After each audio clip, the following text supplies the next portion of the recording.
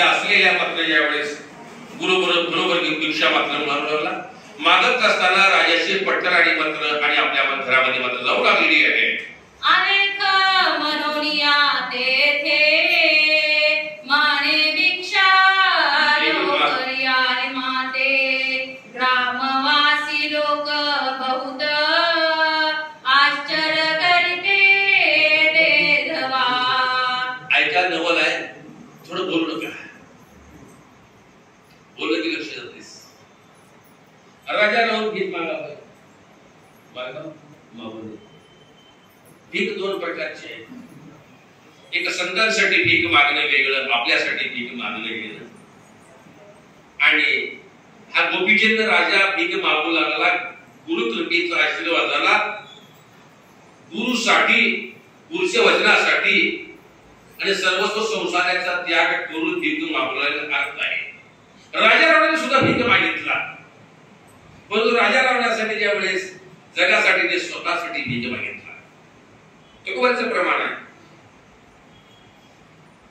पांडकुटी सरी घेतला मीच पाहिजे सायुता सकळ कुळ उद्धराचा शिरा सोडून आणि सर्व कुळांचा उद्धार होण्यासाठी राजा रावणाने शेती राजवला.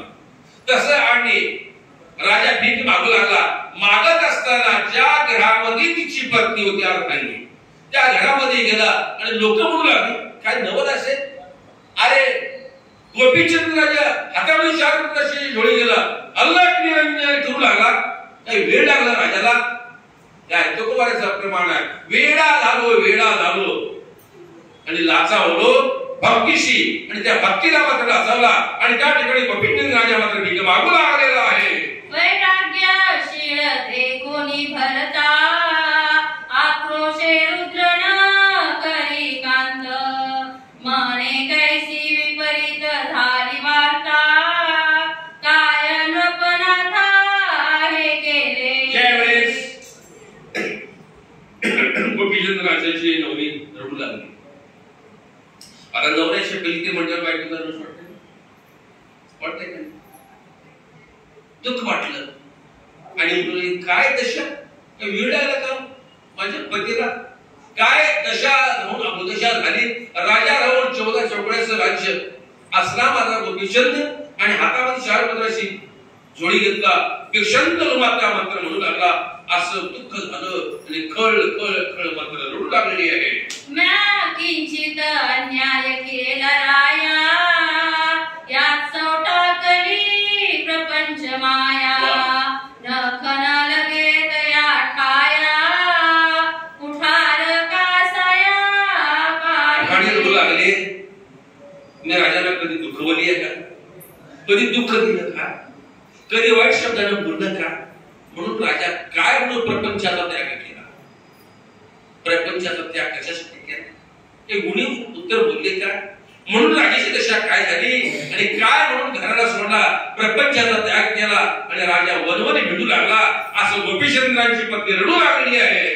लघवी करिता भूमीवर पिपली केस होतसे पूर ऐसे असता सागर कासयातीवर लोटावा. त्यावेळेस लग्न करत असताना पिपलीसारखं मुंगीसारखं अवस्था मात्र झाली. एखाद्या वेळेस समुद्र आहे, समुद्रानं कधी नदीला भीक मागितलं का मला पाणी दे म्हणून मागितलं नाही. तसं राजा राहून भीक मागावं का दूषित कर्म आहे. परंतु राजाला मात्र वियोग झाला. तुम्हाला कळालं नाही आतापर्यंत सांगतो तुम्हाला. राजाला कोणता वियोग झाला? स्वतःच्या चुकीची स्वतः राजा प्रायश्चित करू लागला.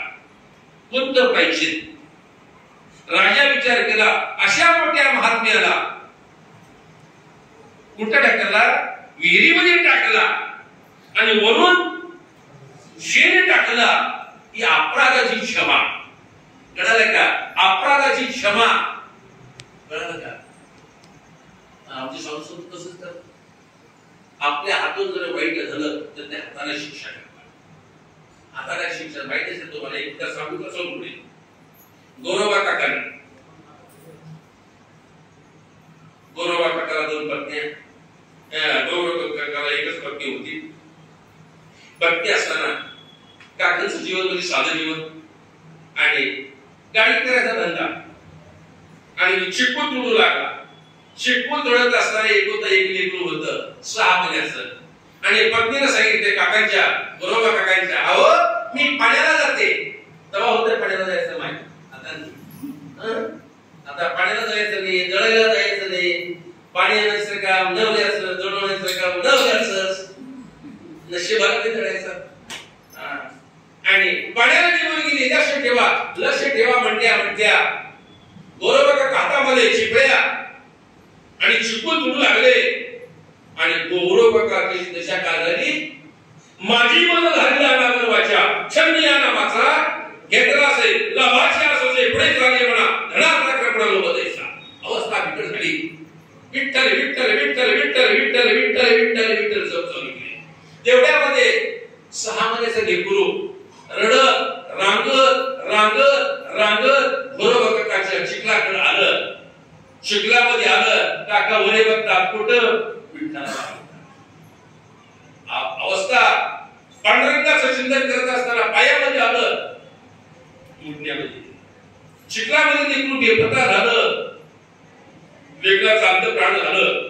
रक्त निघालं होतं. रक्त निघाल्या बरोबर काकाशी पत्नी आली. इकडे तिकडे बघितली लेकरू नाही. अहो लेकरू कुठं आहे असं बोलता त्यांनी काका दिखावत नाही. गोरोबा काका विठ्ठल म्हणतात त्या गोरोबा काकाच्या पायाला बघितलं तर रक्त बंबाळ झालेलं आहे. रक्त हंबडा पडू लागला. हो लेकरू चिडून गेलं. तुम्हाला काही वाटतंय का? तुम्हाला वाटतंय का? आता बाई हे कोण गेला तुम्ही नाही बघ. आता नवऱ्याला एक बोल म्हणजे 10 बोलतात.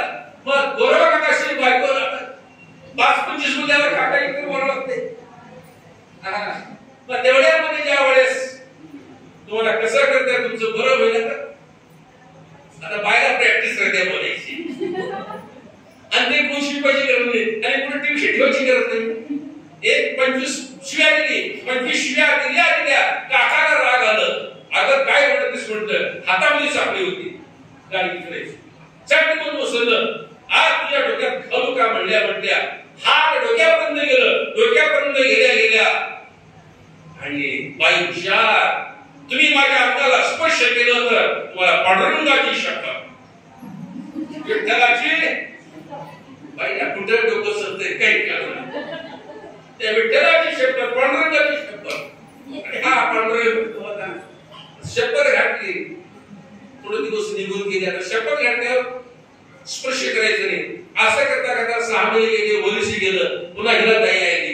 कुणाला? काकाच्या पत्नीला. आता हात लावायचं नाही. कोणता एक तर मुलगा निघून गेला. रडू लागली. आता वंशाला दिवा पाहिजे ना. त्यावेळेस बापाकडे गेली. बाबा काही करा.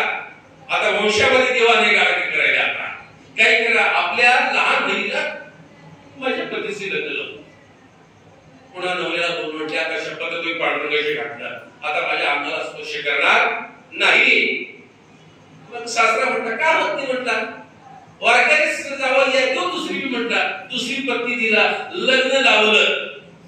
लावल्याबरोबर तो ही मुली आणि एकाच लावायला दिलं. लावल्या चुकल्या वर्मा फेरा पडे. चट म्हणजे वेळेस काकांचे सासरे म्हटले कोण काका गोरोबा एक काम करा. दोघी मुली तुम्हाला दिलो. दोघीला सारखंच मात्र बघा. म्हटले पांडुरंगाची शपथ बघतोच म्हणणं पुन्हा. अगोदर बायकोच ऐकून तिला हात लावले. आता सासऱ्याचा हात ऐकून तिला हात लावले. असं करता पुष्कळ दिवस झाले. दोघी म्हटले आता बापाला ते बोला हे बोलतो काय करावं. वंशाला दिवा नाही. पुष्कळचा दिवस निघून गेले. काका झोपले होते. झोपले असताना इकडे एक पत्नी तिकडे एक पत्नी झोपली. आता आपण झोपीमध्ये मात्र शपथ म्हणावं. आता आम्ही जिवंत शपथ घेतो तरी नीट करतो. झोपल्या दोघी मात्र एवढेच पत्त्याने आणि बरोबर हात मात्र आपल्या अंगावर टाकल्या काकाला जाग आली.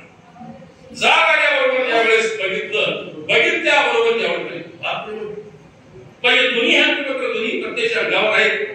आज मात्र हे हात मात्र माझ्या भगवंताशी, माझ्या विठ्ठलाशी, माझ्या पांडुरंगाची शपथ म्हणले म्हटलं आणि चट मला भीतीला हात लावलं. दोन्ही हात मात्र त्याला प्रायश्चित म्हणतात. ते प्रायश्चित मात्र गोपीचंद्र घेऊन लागले. मी माझ्या हाताने मात्र त्या असलेल्या विहिरीमध्ये हरिंद्राला टाकलो. आता आपण प्रायश्चित करणार कशाने टाकलो? मला अभिमान होतं, राजाचा अभिमान होतं, धैर्याचा अभिमान होतं, शक्तीचा अभिमान होतं, ऐश्वर्याचा अभिमान होतं, ताकदीचा अभिमान होतं आणि मला राज्य वैभवाचा अभिमान होतो. माझ्यासारखा सुंदर, माझ्यासारखा श्रीमंत जगाच्या ठिकाणी नाही म्हणून मला मद होतं. त्या मनामुळे मात्र मी हरिंद्राला विहिरीमध्ये टाकलो. आता त्याचं मी प्रायश्चित देणार म्हणून गोपीचंद राजा मात्र त्या ठिकाणी भीक मागून